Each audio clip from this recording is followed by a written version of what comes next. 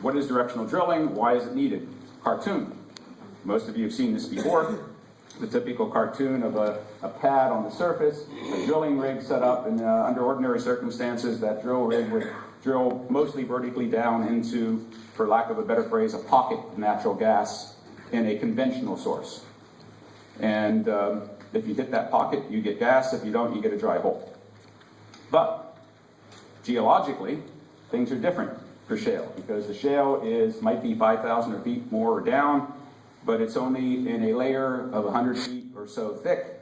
And so if you just drill vertically down into it, your well is only going to be exposed to perhaps 100 or 200 feet of shale, and that's just not enough to make the well economically viable, even if you do hydraulic fracturing. The conventional hydraulic fracturing, low volume hydraulic fracturing. So the first and most important technology that had to come along was the ability to drill not only vertically, but in any direction you want, including horizontally or sub-horizontally. In other words, have the well follow the shale.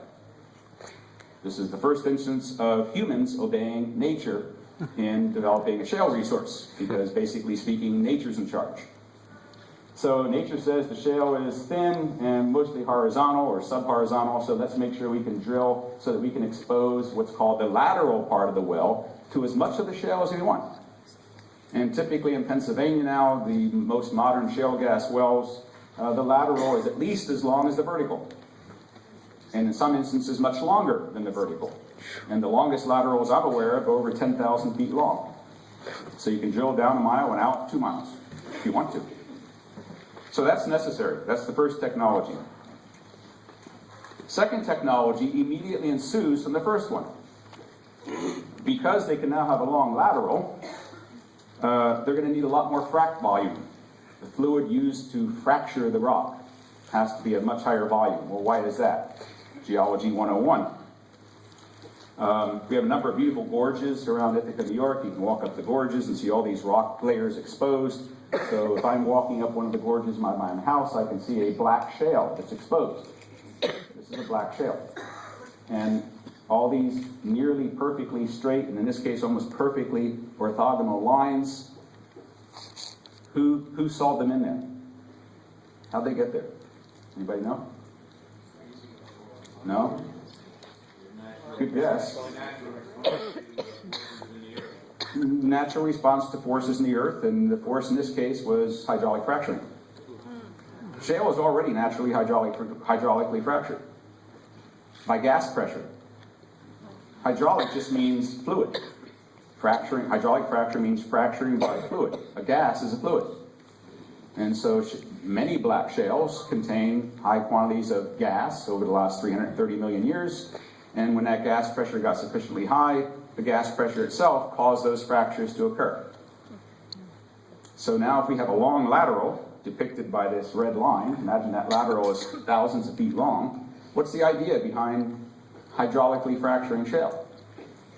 The idea is to refracture it, open up the existing fractures, and connect them to the well. Pretty cool. Basic idea. Connect a network of existing fractures in which large quantities of gas have already been stored. How do we know that? Because the fractures were created by gas. Right? That fracture system is a reservoir of natural gas. It's the primary reservoir. Not the only reservoir, but the primary reservoir of natural gas in a shale formation. So the idea, basic idea from an engineering technology point of view, is drill a lateral, intersect that lateral with as many of these natural fractures as possible. That tells us which direction to drill the lateral, because geology can tell us the direction of those natural fractures, called joint sets, for those of you who are geologists. And now all we got to do is open a pathway between those fractures and this lateral, and that's done by perforating, which we'll talk about later. And you create a network, a flow network. So all these yellow lines are indicating that there's a gas molecule here. It can flow along that fracture back to a well. If it's over here, it can flow along this fracture, take a right turn or left turn, get back to the well. That's called a flow network. The whole idea of hydraulic fracturing for shale formations is to refracture, reopen an existing joint set to create a flow network back to the well. Easily said, very difficult to do. Okay, well, The lateral can be thousands of feet long. The joint spacing is on the order of a foot or two, which means your lateral is going to be intersecting thousands of natural fractures, each of which has to be forced open with hydraulic pressure, water, chemicals, sand, proppant injected so that when the hydraulic fracturing process is over, natural earth forces don't close the fractures back up. The sand or ceramic beads prop them open. You're getting the idea here, right? But now, it takes a lot of fluid. Typically, a conventional hydraulic fracturing job might take tens of thousands of gallons of fracturing fluid. And a shale gas well, millions. Not a factor of 10, a factor of 100 more. And as we'll see during the rest of my talk, that implies lots of scaling up of the logistics and lots of scaling up of the risk factors. So, second technology, because you can drill laterally, you're now going to need higher frac fluid volumes, which creates another problem. Whereas you only had to inject a few tens of thousands of gallons at relatively low pressure in a conventional well to frac it, to frac an unconventional well, you have to pump millions of gallons of fluid a couple of miles through a pipe called a casing, which is of what diameter? Scale. Let's get scale right here. No, not 36 inches. Production casing, 6 inches or less. Yeah. So I usually ask how many volunteer firemen are in the audience. Anybody? Okay. How much pressure does it take to get water to flow through a fire hose so you get enough pressure at the end to do any work? A lot. So if your water hose, in this case, is a steel pipe that's a couple miles long and only 6 inches diameter, and you want to pump 5 million gallons of fluid into it at, say, 10,000 pounds per square inch in an hour, you need a hell of a lot of horsepower. And even then, you're losing a lot of that horsepower energy through frictional dissipation of the fluid flowing through the pipe. Okay? Because even water dissipates friction. So you add a friction reducer. This is where the chemistry comes in. Slick water, or some other formula that makes the fluid that you're using for a hydraulic fracturing medium slick enough so that you don't need as much pressure in this. So you can actually get, at the end of that pipeline down there, enough pressure to fracture the rock. So that's the next thing. The chemistry of the fracking fluid had to be reinvented, and it's continuously being modified, reinvented, new chemicals are being tried.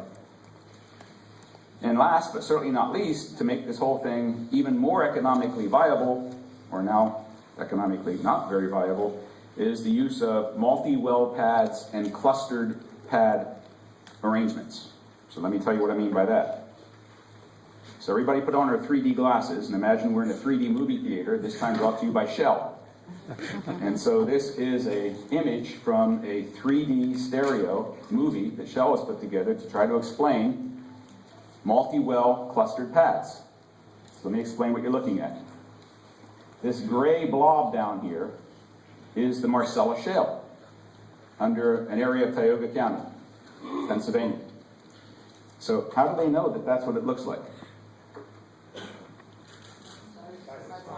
Good. Microseismic investigations, they can literally image what the Marcellus Shale looks like to some resolution. Here's a big fault that's running right through it. This is the surface, right, with topographic lines on it.